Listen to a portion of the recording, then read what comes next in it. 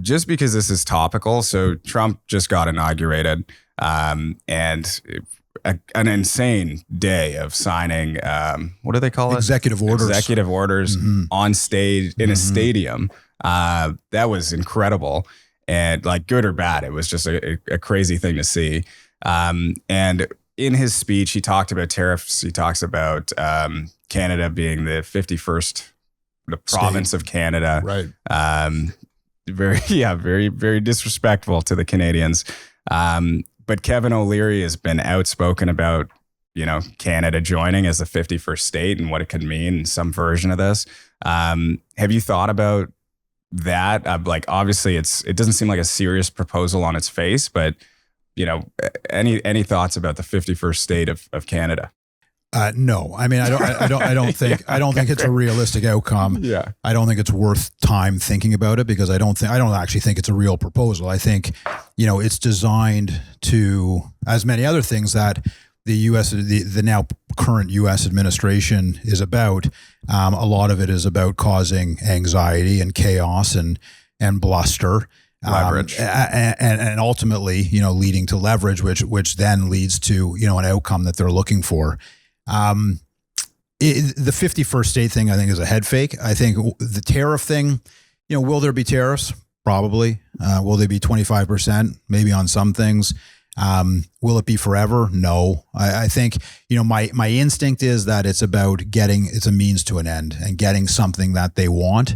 There's lots of smart people around Donald Trump that for sure understand the economic impact, the negative economic consequences to their own population and their own economy by going down that route. Suffice it to say, it wouldn't be good for either side. And they're not in the business of making things difficult for their own people. That all said, I think there is a level of sacrifice they're prepared to make in order to get other things. I don't know what those things are. I've talked to lots of people over the last few weeks, people that would be way closer to these issues than I would. There's a variety of hypotheses.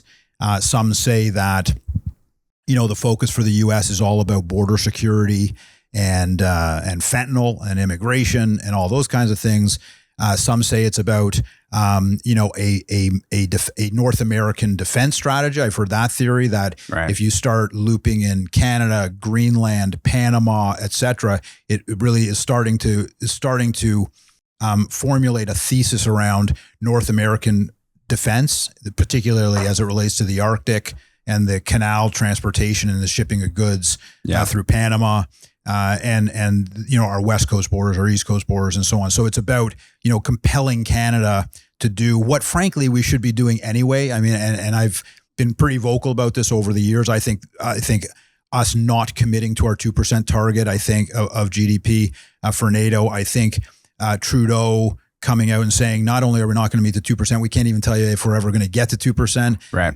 Like these kinds of this kind of abandonment of our obligations to the world, or to at least the Western world, I think is an embarrassment for all of us. And frankly, I look at all this Trump white noise, and I say, if it is a catalyst for us to make some positive change within Canada, things like immigration reform, tax reform, interprovincial trade strategy, that's a huge resource development, regulation reform. If the things that are going on in the U.S. right now and the threats that loom over us are a catalyst for us to fix our own house and get our own house in order, then that's a good thing.